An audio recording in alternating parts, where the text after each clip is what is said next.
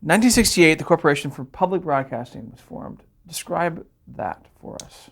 The Corporation for Public Broadcasting is one of those great inventions of the federal government when it doesn't want to take responsibility, particularly for a certain area. The analogous organization would be Amtrak, for instance. These are billed to the general public as private corporations, and you will see that on the credits on public television programs, brought to you in part by a grant from the Corporation for Public Broadcasting, a nonprofit public entity.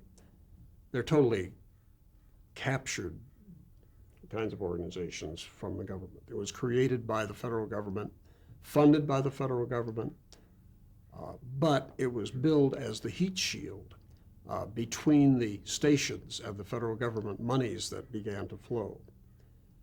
In truth, most of the time in those early days, they did more interference than they did anything else. And in fact, they were operating precisely in the opposite direction. The Corporation for Public Broadcasting was controversial from the beginning.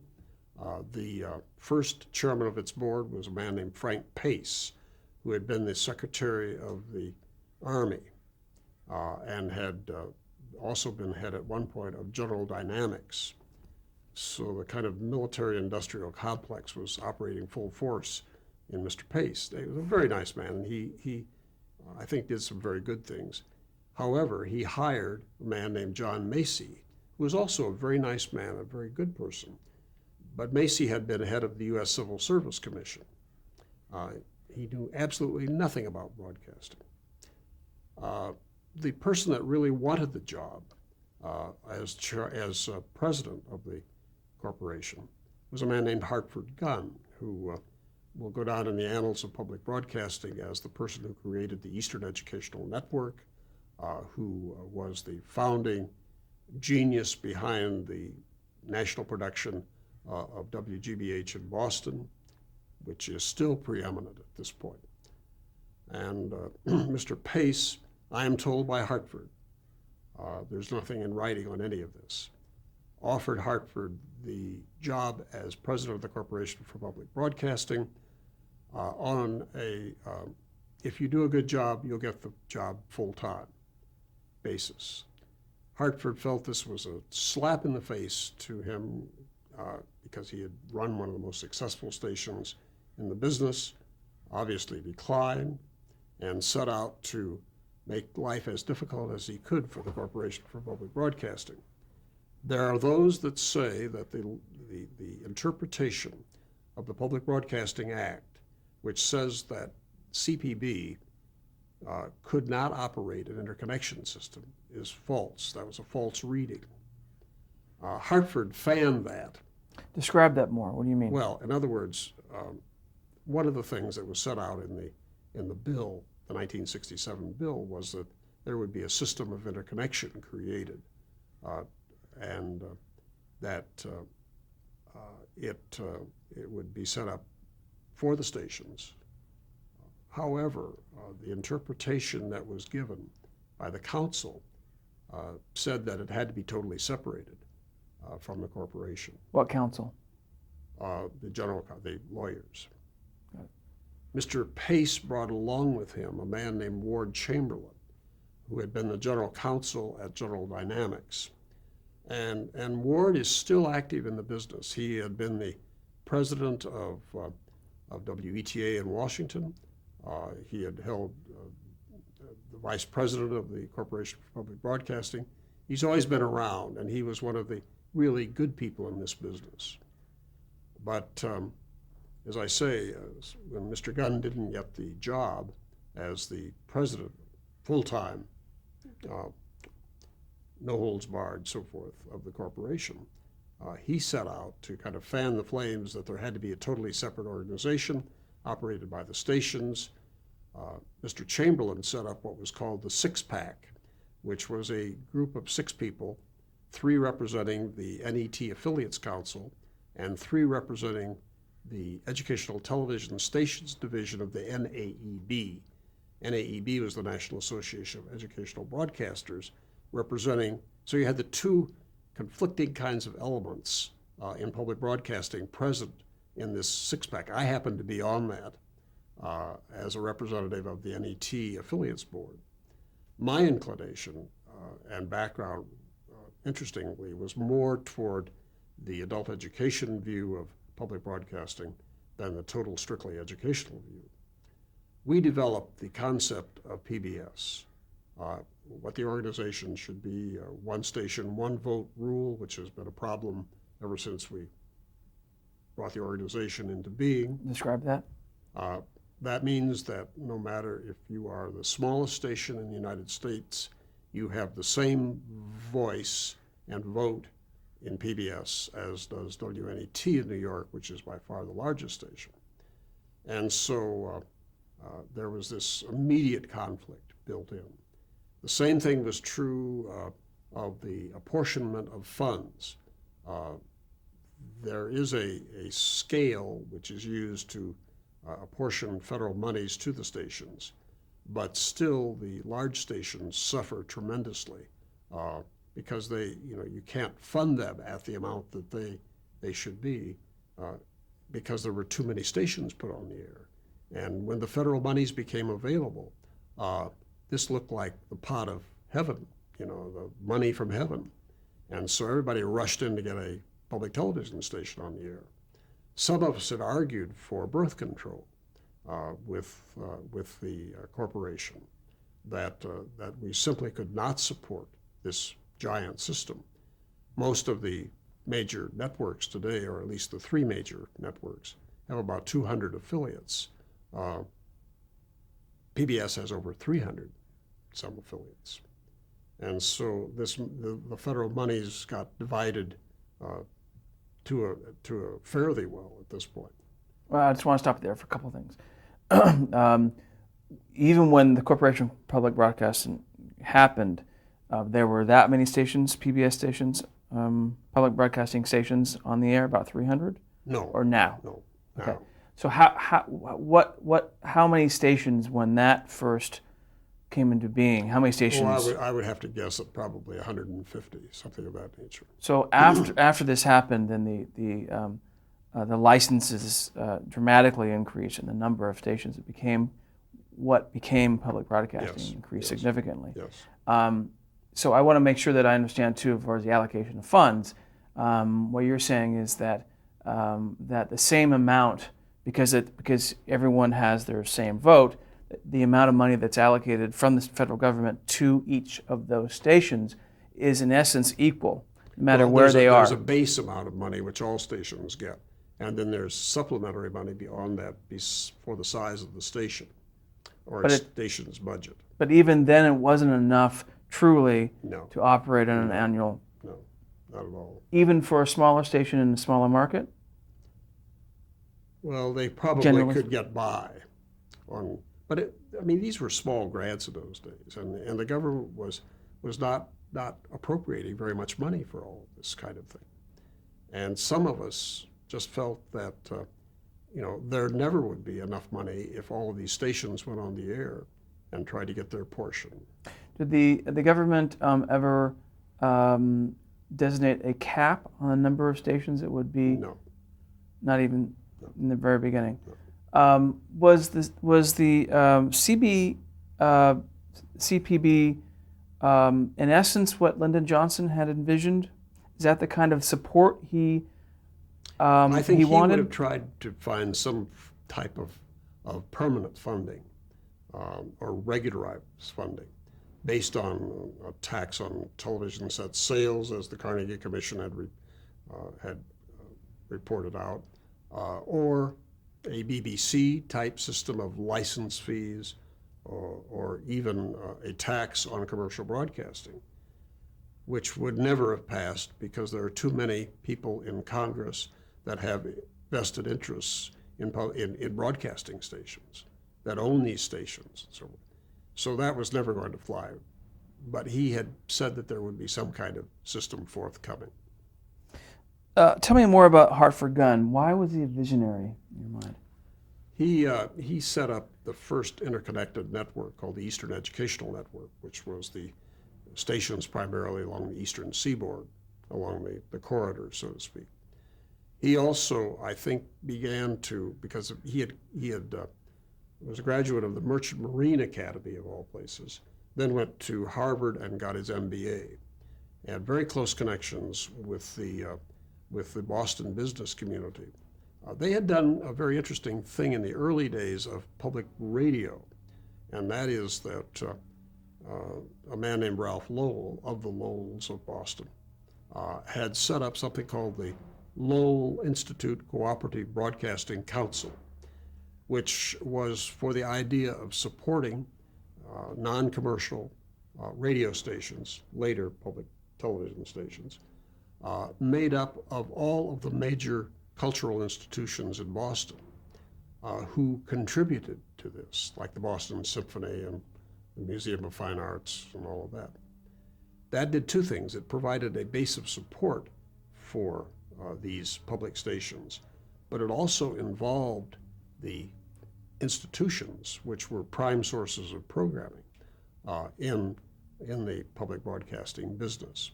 The reason that we saw the Boston Pops on the air almost from the very beginning of public broadcasting was that the Boston Symphony Orchestra was part of this and gave a very favorable kind of union contract to put these programs on the air. So Mr. Lowell had set this up. Hartford came along, took advantage of it in the proper way, saw that WGBH could be funded well by this and have the support of the community. And he was on Channel 2, which made a great difference. Hartford had eased out the previous manager of WGBH and took over. But he had the idea that what we needed was essentially a kind of centralized network where decisions would be made and all of that. He later reversed that when we set up PBS. And I was the first chairman of the board of PBS. And that was that we went back to this concept of democracy. It's hard to run a broadcasting station democratically. Something has to occupy the air, and someone has to make a decision about what that program is going to be at any given time. And PBS just didn't operate that way. And it was a wonderful experience for me to chair these meetings with 200 people representing these stations in the room, all having slightly different reasons for being there. Some were state networks, some were purely educational institutions. Some had the kind of vision that some of us had for adult education. And so there was no real unified concept. So we had to bring this together to at least get this together so that somebody could put the satellite interconnection system together. I want to get to PBS more in a second. But in '68, Corporation for Broadcasting, what other examples can you give us how it affected KCET specifically? Well, they had carried forth the idea that there be several production centers. This was aimed directly at NET to break the kind of monopoly that many people felt they had. A lot of the people felt that they were a creature of the Eastern liberal establishment, whatever that meant, and that the programming was liberal and reflected all of that. And so the idea of the corporation was more egalitarian, that there be several production centers. Again, not saying how they were to be funded, because the Ford Foundation had been the primary support for NET.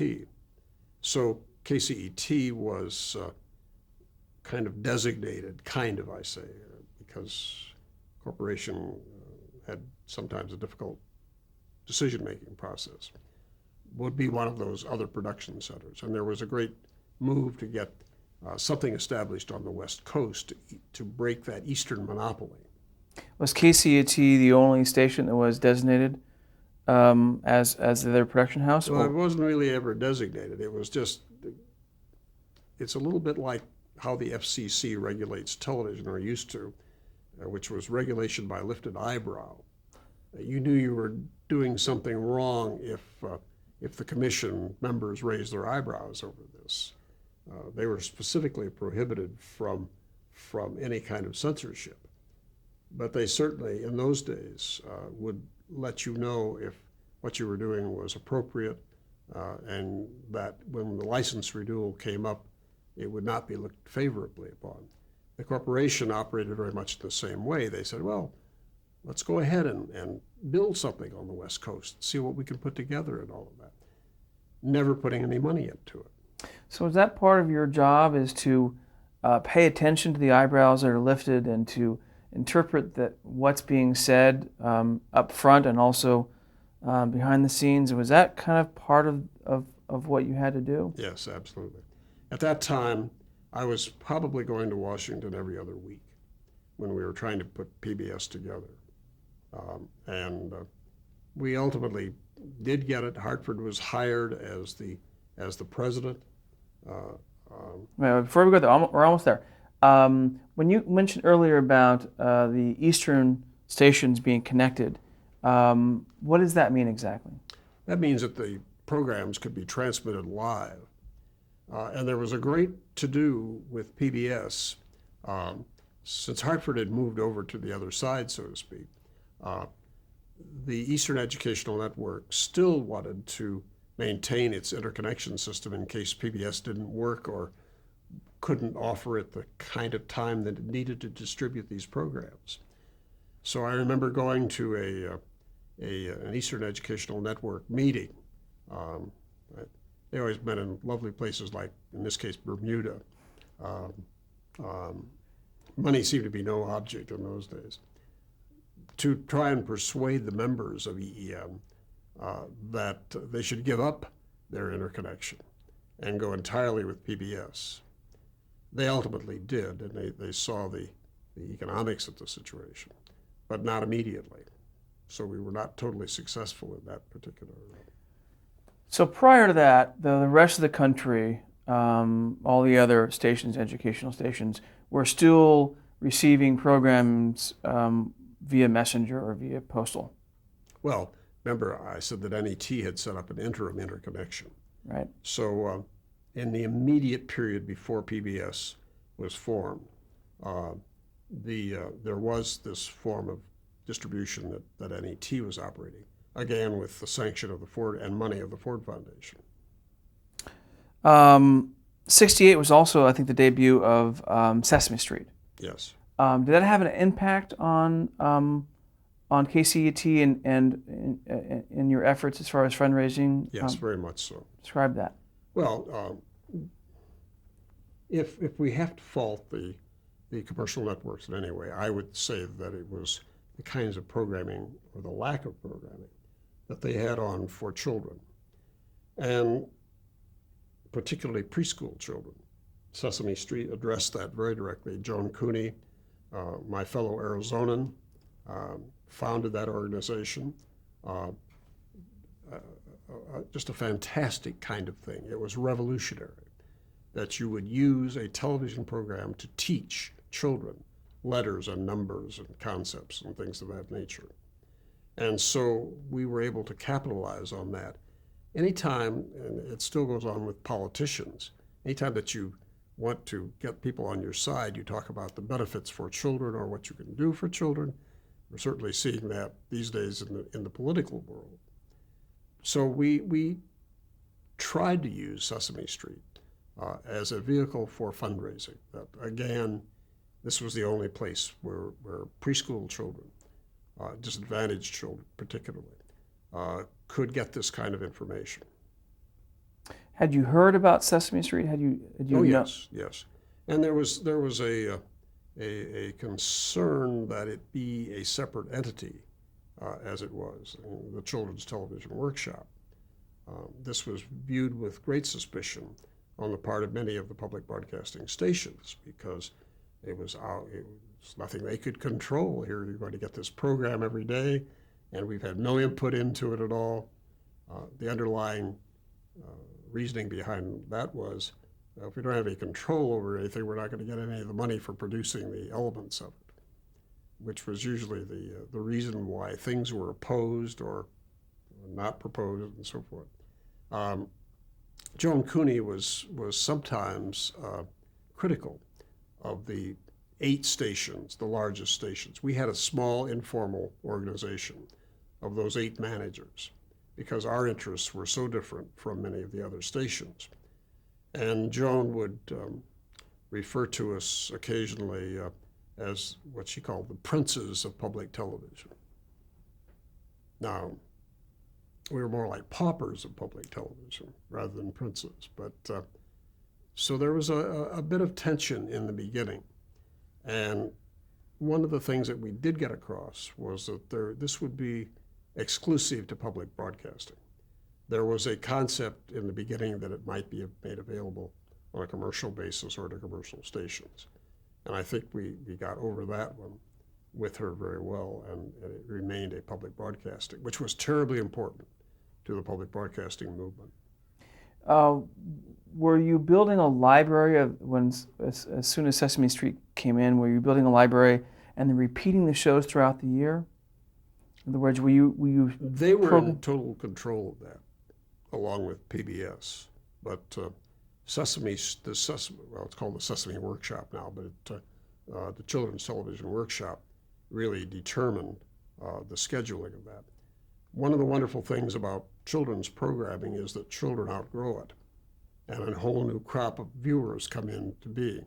And so their research had shown that you could reuse these programs over and over and over, with changing perhaps certain elements, updating, and so forth.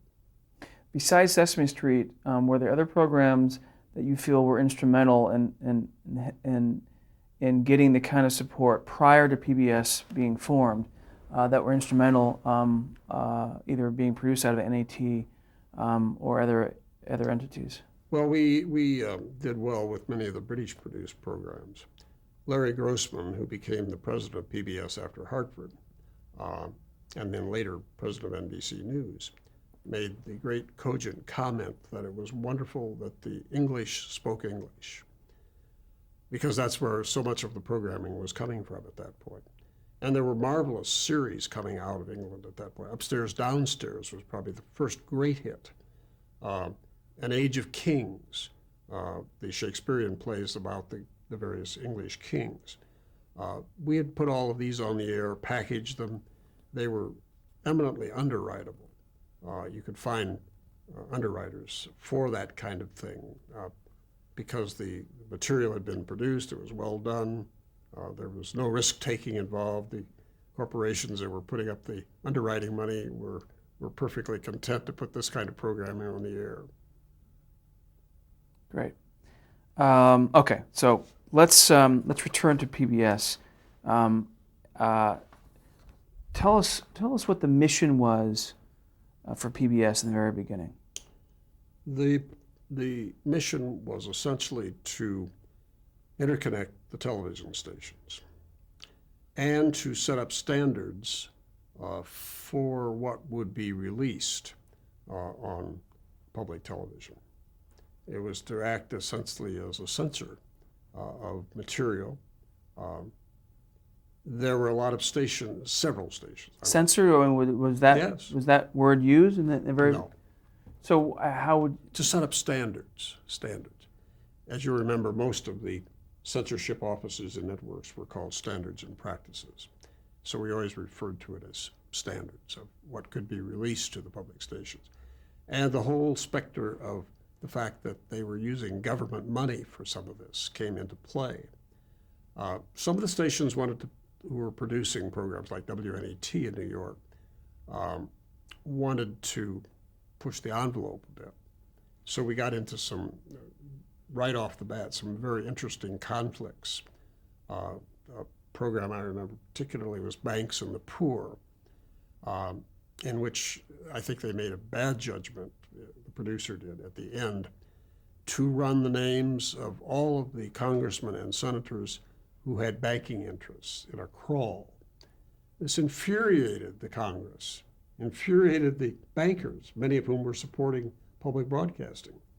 I remember being on the phone at 5 a.m. Trying to decide what we would do about this. At that time, the PBS board got very much involved in these kinds of decisions. Um, there was a lot of tempest in a teapot, but this was a new system. Nobody had really known what it would do, and this confirmed all of the suspicions of the people who had thought again that this was a liberal organization that was out to destroy American institutions. As founding chairman, what were your biggest obstacles in creating PBS? I would say the institution of rules and standards. That was a big problem. And this pitted the institutional stations, those operated by colleges, universities, school systems, state networks, and so on, against the larger stations. The larger stations were, in general, more willing to take the risks relative to profanity on the air, nudity, things of that nature, again, pushing the envelope in programming. The smaller stations, which reported to school boards or trustees of state-appointed agencies and so forth, found that very difficult. And they pushed for stronger standards. The larger stations, the community stations, really pushed for lesser standards and were very much against the concept of having a centralized decision-making process. So there was this inherent conflict from the beginning in all of this. So that was one of the major things. We also had to negotiate with the telephone company to try and get decent rates. They wanted to charge the same thing that the commercial broadcasters were being charged, even though we knew that they had excess capacity and this was just gravy for them. So we did make some breakthroughs in that respect. But that was one of the reasons why ultimately PBS became the first satellite interconnected network, that it wanted to be free of the shackles, so to speak, of the Bell system, AT&T. How long did it take you altogether to create PBS? Well, we had done this preliminary work in this six-pack group that laid out many of the things the problems that we would face, how we would solve them, and all of that. I would say, as I remember, maybe 6 to 8 months, something of that nature. It was very quick. That's why I was going to Washington all the time at that point. Describe the reasons why you're going to Washington. Who were you meeting with? What kind of discussions were you having? Meeting on hiring staff. You were setting up a totally new organization. You had to have experienced people who knew something about broadcasting, about programming. There was always a debate as to whether these people should come from the internal operations of public broadcasting or whether you hired commercial people. We ended up hiring a mixture of both, in fact, the best people. But the board was very much involved in the decision-making on all of that kind of level at this point. And we'll change tapes.